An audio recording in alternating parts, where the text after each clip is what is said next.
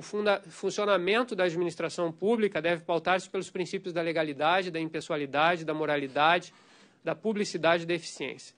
Para tanto, entende que toda pessoa que exerce cargo, emprego ou função pública observe esses princípios na prática dos seus atos. Isso tanto no âmbito da administração direta como da administração indireta e também das empresas contratadas ou conveniadas para a execução de atividade típica da administração pública.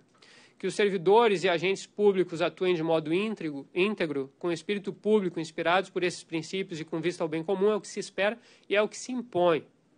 Quando os outros interesses se sobrepõem, não apenas o servidor se corrompe no sentido de se deteriorar moralmente, de se perverter, mas com ele também a administração se deteriora e se perverte. Torna-se ineficiente, desperdiça os recursos públicos, compromete seus serviços, não dá à população a contrapartida que lhe é devida, transforma-se num pária, fazendo pouco caso do seu papel, das expectativas e dos esforços de todos. O direito, como instrumento de regulação social, ocupa-se em inibir e de reprimir o agir corrupto, salvaguardando a sociedade. Parafraseando a poeta, vale dizer que não é mais possível admitir que o dinheiro público viaje na bagagem da impunidade. Em 2000, no âmbito da Organização das Nações Unidas, foi adotada a Convenção contra o Crime Organizado Transnacional, internalizada em nosso ordenamento jurídico pelo Decreto 5.015 de 2004, seu artigo 8º ocupa-se da importância da criminalização da corrupção. Em 2003, restou adotada a Convenção Específica contra a Corrupção, internalizada pelo Decreto 5.687 de 2006, em cujo preâmbulo está estampada a preocupação dos Estados-partes, abre aspas, com a gravidade dos problemas e com as ameaças decorrentes da corrupção, para a estabilidade e a segurança das sociedades, ao enfraquecer as instituições e os valores da democracia, da ética e da justiça, e ao corromper o desenvolvimento sustentável e o Estado de Direito, fecha aspas. O ordenamento jurídico brasileiro já fazia esse combate à corrupção, inclusive através de mais de um tipo penal, dentre os quais estão aqueles sob as rubricas da concussão, excesso de exação, facilitação ao contrabando e descaminho, mas, sobretudo, pelas figuras específicas dos crimes de corrupção passiva e ativa, assim redigidos, corrupção passiva. Artigo 317. Solicitar ou receber para si ou para outrem, direta ou indiretamente, ainda que fora da função ou antes de assumi-la, mas em razão dela, vantagem indevida, ou aceitar promessa de tal vantagem. Pena, reclusão de 2 a 12 anos e multa. E segue com os demais dispositivos. Corrupção ativa, artigo 333, oferecer ou prometer vantagem indevida a funcionário público para determiná-lo a praticar, omitir ou retardar ato de ofício, reclusão 2 a 12 anos e multa. Acerca da palavra corrupção, Prado ensina a origem desse vocábulo encontra-se ligada à ideia de degradação, deterioração, menosprezo, seja natural, seja valorativo. Na função pública, corrupto é o agente que faz uso da sua função para atender finalidade distinta da do interesse público, movido pelo objetivo de alcançar vantagem pessoal. Também aqui, portanto, o funcionário corrupto degrada ou deteriora a autoridade de que foi investido em proveito próprio. Fecha aspas. Corrupção passiva é crime formal. O efetivo recebimento da propina pelos funcionários públicos ou a sua entrega pelo corruptor não é exigido para condenação. Num dos verbos, o solicitar basta. Mas há ainda o recebimento. Porquanto a mera solicitação ou aceitação da vantagem, ainda que de natureza não seja econômica, já tipifica o ilícito penal. Não se exige também que o ato de ofício tenha sido praticado, e isso foi bem destacado pelo desembargador Gebran, omitido ou retardado pelo servidor. Aliás, esse resultado, quando obtido, implicará o aumento da pena em 1/3 nos termos do parágrafo 1º do artigo 317 e do parágrafo único do 333 do Código Penal. O artigo 317 deixa claro que se deve considerar configurada a corrupção passiva ainda que o agente esteja fora da função ou mesmo antes de assumi-la, desde que, em razão dela, tenha sido percebida vantagem indevida. O tipo penal tem em conta, portanto, que a função pública enseja o agente praticar atos de ofício ou deixar de fazê-lo, no interesse daquele a quem solicita ou de quem recebe vantagem indevida ou que lhe promete concedê-la. Antes, durante ou depois, desde que em razão da função, o recebimento, a solicitação ou a aceitação de promessa indevida enseja o enquadramento na conduta do tipo de corrupção passiva. Faço outras considerações. Discorro também sobre a corrupção ativa e sigo com alguns detalhes relacionados ao crime de lavagem de dinheiro.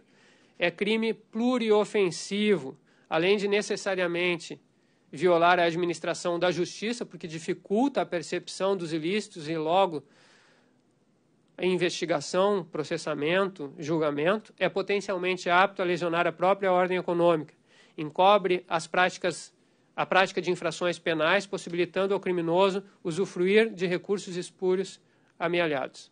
A lavagem de dinheiro, também chamada lavagem de capitais, consiste em ações que envolvem o produto de infrações penais antecedentes, de modo a resguardar e viabilizar o seu proveito, a salvo do conhecimento pelas autoridades. A lavagem se faz com o proveito de tal infração, com que esse proveito seja crime ou contravenção, é com esse proveito que se faz a lavagem.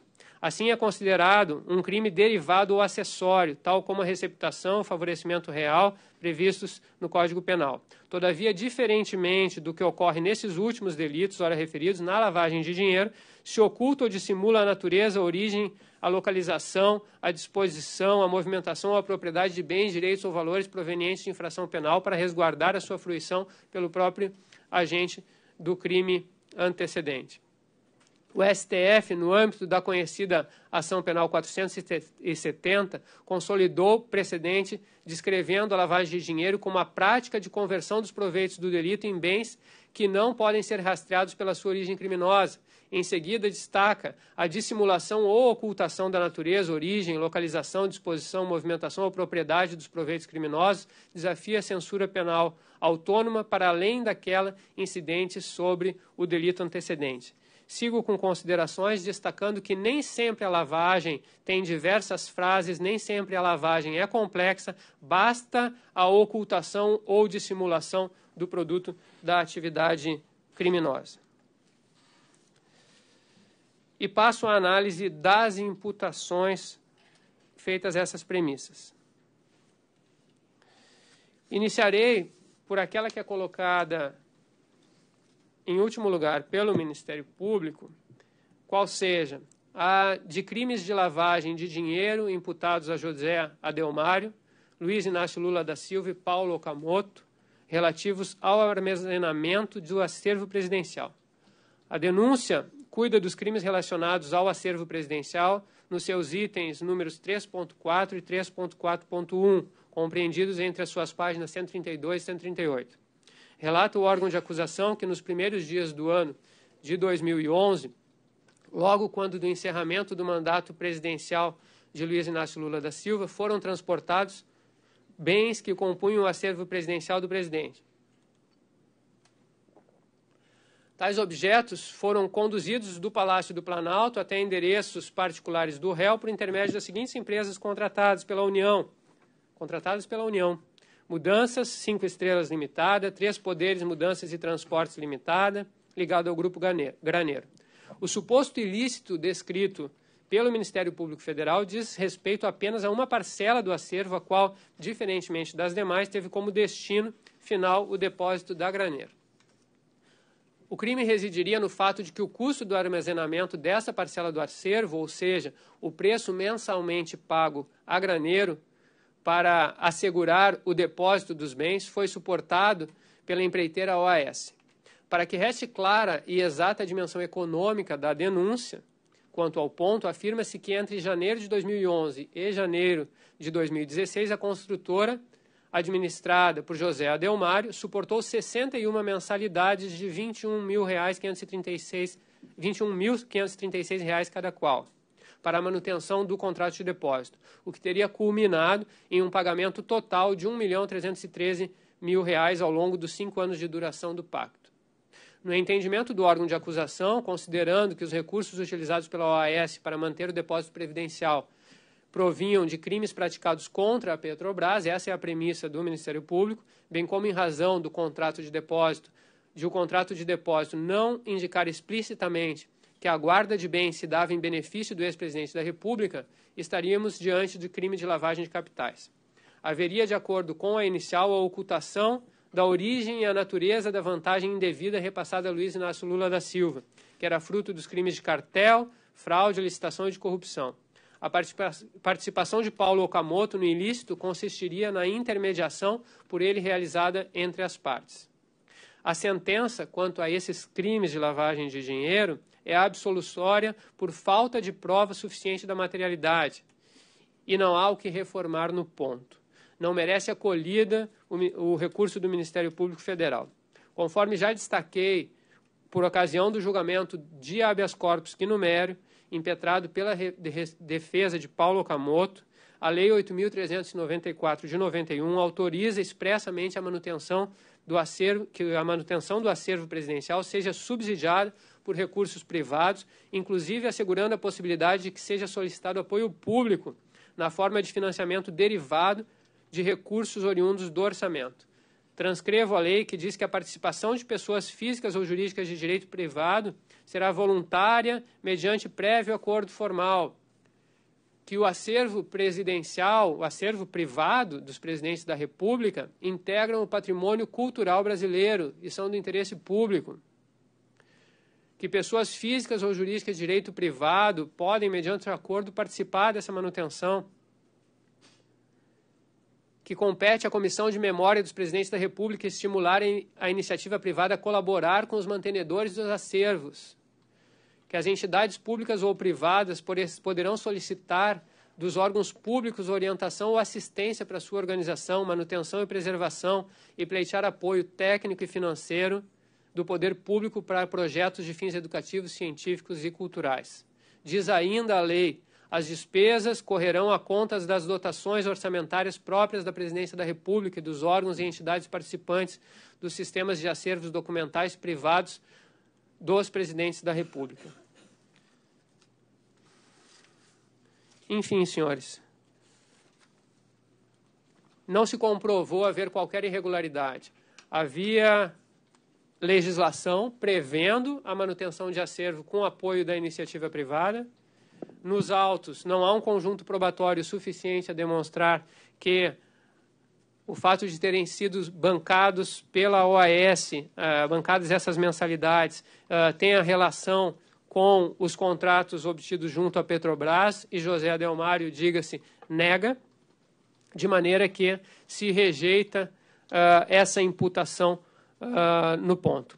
Quanto ao recurso de Paulo Okamoto, o eminente relator conheceu em parte porque o fundamento da absolvição não autoriza este recurso na ausência de interesse processual. No ponto em que pede sejam reconhecidas nulidades processuais e devolvidos os bens apreendidos, eu rejeito nos termos do voto do relator que bem enfrentou tais aspectos. Não merece acolhido o pedido de que sejam riscados termos da sentença tidos por ofensivos ao advogado, que também faz parte do pedido na apelação. Não há nada de injurioso na redação da sentença que mereça censura. O magistrado conduziu a instrução, desincumbiu-se dos inúmeros incidentes e teve a sua percepção quanto à atuação dos advogados. Em momento algum, deixou de tratá-los com polidez e respeito de resguardar o exercício das prerrogativas da defesa. O magistrado não se utilizou de nenhuma expressão injuriosa ao manifestar-se sobre excessos ou impropriedades, de modo que não há o que censurar e suprimir na redação da sentença. Superada esta questão, portanto, em que se mantém a absolvição, é o caso de se passar a análise do mérito no que diz respeito aos crimes de corrupção.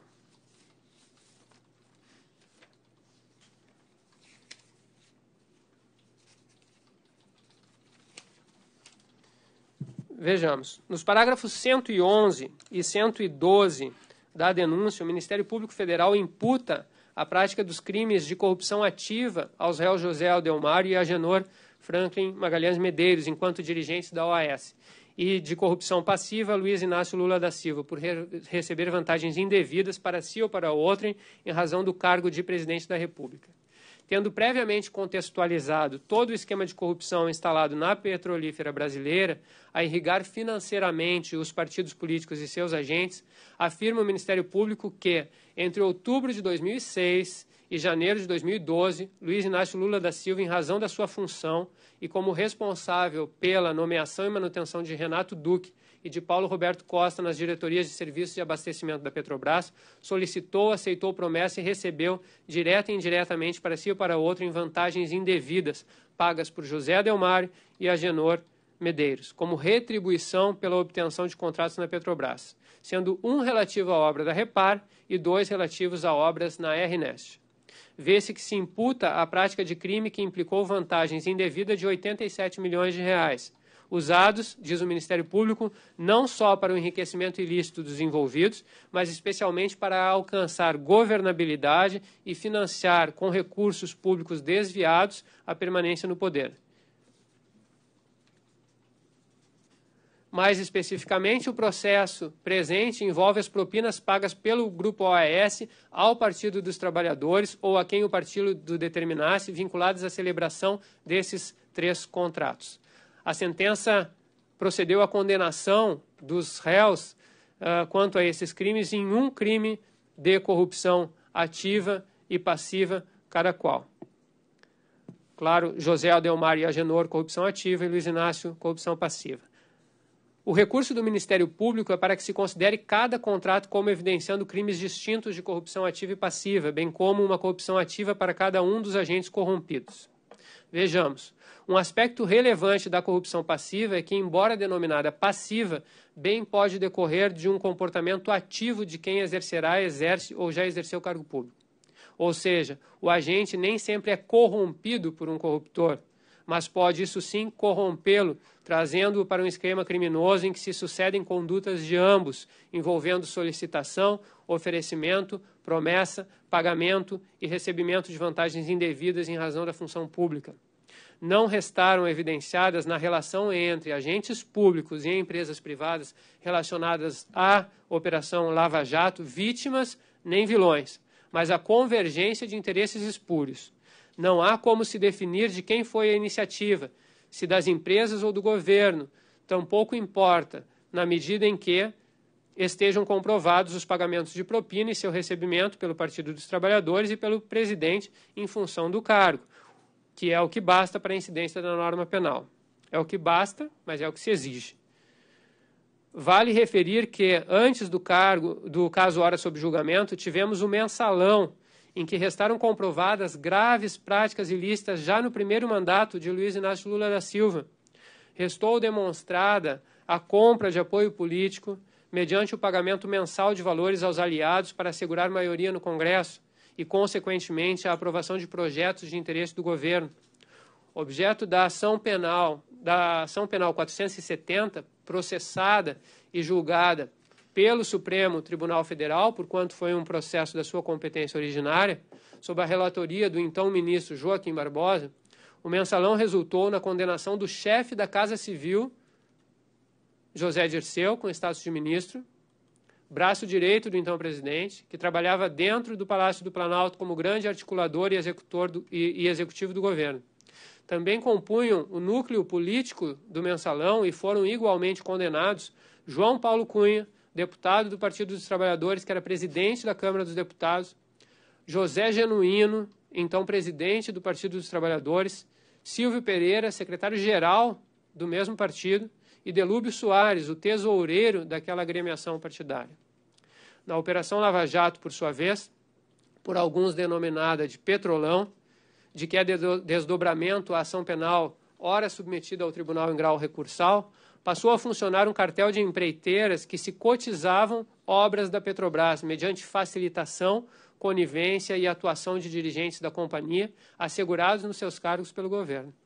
Esse esquema também foi instalado no início do governo Luiz Inácio Lula da Silva, que concorreu para o seu funcionamento, indicando para os cargos de direção da Petrobras e mantendo neles pessoas que pudessem cumprir o desiderato de obtenção dos recursos para os partidos políticos e para os seus agentes.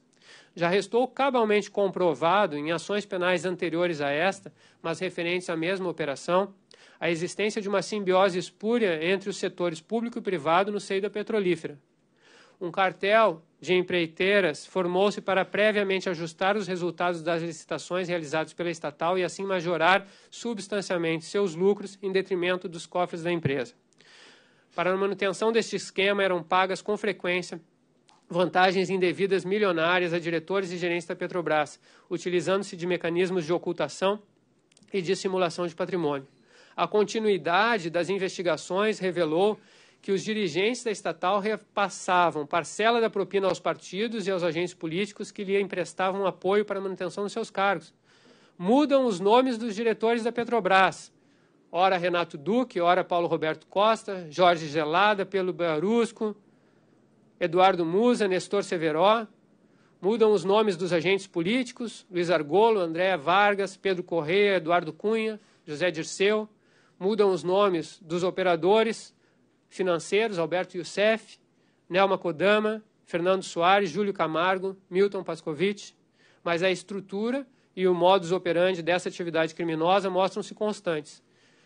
Ressalto que todas essas pessoas recém-nominadas já tiveram condenações confirmadas em segunda instância nas respectivas ações penais. Portanto, não se trata de um mero relato de fatos, mas sim de situações já comprovadas, como diz o desembargador Gebran, acima de dúvida razoável, por prova não apenas testemunhal, porque não se aceita nesta corte condenações com base apenas em depoimento de delatores. A Operação Lava Jato, note-se, desbaratou a organização criminosa instalada durante o governo petista, sim, mas se dirigiu indistintamente contra tantos quantos estivessem envolvidos na malversação de recursos públicos. Para ficarmos apenas nos dados concretos, note-se que, além dos condenados vinculados ao PT, como André Vargas, José Dirceu, João Vacari, diversos outros pertenciam a partidos como PMDB, PP e PTB. Se não vejamos, Eduardo Constantino Cunha, condenado a 14 anos e 6 meses de reclusão, na ação que refiro, era vinculado ao partido PMDB. Jorge Argelo, Jim Argelo, condenado a 11 anos e 8 meses, vinculado ao PTB. João Cláudio Genu, condenado a 9 anos e 4 meses, vinculado ao PP. Pedro Correia, condenado a 29 anos, 5 meses e 10 dias, PP. João Luiz Correia Argolo dos Santos, condenado a 12 anos e 8 meses, vinculado ao PP, tendo passado posteriormente ao SDD. A denúncia da presente ação penal foi instruída com inúmeros depoimentos prestados ao longo da instrução dos feitos conexos por testemunhas e réus, dentre os quais alguns com acordo de colaboração firmados, confirmando e detalhando a existência do esquema ilícito. Cito, por exemplo, Pedro Barusco, ex-gerente da área de serviços da Petrobras, Antônio Pedro Campelo de Souza Dias, Otávio Marques Azevedo, Paulo Roberto Dalmaso, Rogério Nora, Flávio Gomes e sigo com diversos outros nomes, como Nestor da Cunha Cerveró, diretor da área internacional da Petrobras, Fernando Soares, operador financeiro, Júlio Guerin Camargo. Os seus depoimentos todos estão acostados à denúncia. Parte dos indivíduos acima mencionados teve sequestradas quantias milionárias desviadas ao longo das contratações fraudulentas engendradas contra a petrolífera, o que afasta por completo a tese de que se trata de uma mera conspiração ou fantasia, porquanto encontrado, sim, uma parte significativa, embora pequena, do objeto material desses delitos. O Ministério Público Federal aponta que a montagem do esquema de corrupção e o recebimento de propina em cada contrato da RNEST e da Repar visaram a financiar campanhas políticas, assegurar a governabilidade e enriquecer agentes políticos. Destaco que a sua argumentação encontra suporte no que já se julgou e no que se colhe de prova nesta ação. Exemplo de financiamento de campanhas políticas temos em ação em que houve a confirmação da condenação dos publicitários João Santana e Mônica Moura, responsáveis pela campanha de Dilma Rousseff de 2010, pagos pela Odebrecht, através de contas em empresas offshore com recursos provenientes de contratos com a Petrobras. Em outra apelação criminal, houve a comprovação de que doações oficiais do Partido dos Trabalhadores configuraram simulação do pagamento de propina também por obras da Petrobras. Já exemplo de busca de governabilidade, nós temos no depoimento de Pedro Correia, que foi referido expressamente pelo relator, em que diz, no item 743 da sentença, nós éramos companheiros da base aliada, estávamos ajudando o governo, enfrentando o mensalão por conta do governo, e se sabia que não era caixa 2, que era dinheiro de propina, mas nós fomos lá e fomos reclamar da invasão do PMDB na nossa diretoria. Foi quando então o presidente disse, olha, essa diretoria é uma diretoria muito grande, tem um orçamento muito grande, e Paulinho, que ele chamava Paulo Roberto de Paulinho, e Paulinho tem me dito que vocês estão muito bem atendidos, que vocês não podem reclamar do que ele está fazendo, estão bem atendidos financeiramente. Aliás, nesse ponto, repete a estratégia do mensalão, julgado pelo Supremo Tribunal Federal. Por fim, exemplo de enriquecimento dos agentes, temos nas apelações criminais em que foram confirmadas as condenações de Paulo Roberto Costa, de Renato Duque e de Pedro Barusco, com efetivo sequestro de dezenas de milhões de dólares e de euros das suas contas pessoais mantidas no exterior, mediante ocultação e dissimulação. Efetivamente, e não refiro nada além daquilo que já foi comprovado e recuperado nos autos de diversos processos da Operação Lava Jato, o ex-diretor de abastecimento, Paulo Roberto Costa, devolveu 23 milhões de reais. Ele, pessoa física, devolveu 23 milhões de dólares, por força de acordo de colaboração premiada. O ex-diretor de serviços, Renato Duque, teve 20 milhões de euros apreendidos. O ex-gerente de serviços, e aqui já estamos no terceiro escalão, Pedro Barusco, devolveu nada menos do que 157 milhões de reais. O ex-diretor internacional Zelada, sucessor de Nestor Severo, que também teve condenações e apreensões, Zelada teve apreendidos 11 milhões de euros. Tudo documentado, objeto de ações já julgadas. No caso dos autos, o provisionamento de percentuais dos contratos pela OAS, seu pagamento a título de propina, encontra suporte em diversos elementos dos autos. A análise da documentação revela o descumprimento de normas procedimentais da estatal, tais como a necessidade de chamamento de novas empresas ao procedimento licitatório quando restasse infrutífero. Também é possível observar a manutenção de um escalonamento de preços nas propostas apresentadas pelas empresas ao longo dos sucessivos rebids, que são sucessivas rodadas licitatórias em que se repetia a mesma ordem de classificação entre as empresas postulantes e a manutenção quase constante entre as diferenças de valores ofertados, a indicar que, tal como reconhecido por diversos réus na Operação Lava Jato, o cartel de empreiteiras ajustava em quanto consistiriam as ofertas de cada empresa. Importa ter em conta ainda que as diversas rodadas decorrem da extrapolação dos limites para a contratação. O magistrado de primeira instância demonstra com clareza a Petrobras trabalhava com uma avaliação prévia do custo das obras pelos seus setores técnicos, ao que tudo indica não envolvidos nesses esquemas de corrupção, e aceitava propostas que fossem 15% inferiores ou até 20% superiores, porque evidentemente poderia haver alguma variação. Não aceitava propostas mais do que 15% inferiores, porque entendia que essas propostas seriam inexequíveis. E não aceitava propostas acima de 20% superiores à previsão, porque seriam superfaturadas. E o que acontecia, demonstrou o magistrado. Eram apresentadas propostas, como as empresas, muito provavelmente, não tinham conhecimento da avaliação feita pela Petrobras, eram apresentadas propostas no limite, ultrapassando o percentual, o limite, a tolerância de 20%. Uma vez que nenhuma das propostas eram habilitadas, porque excessivas, se passava por uma nova rodada em que as mesmas empresas já marcadas para ganharem aquelas licitações apresentavam mais uma vez a proposta mais vantajosa, sempre extrapolando ou próximo dos limites, de maneira a se obter o superfaturamento dessas obras.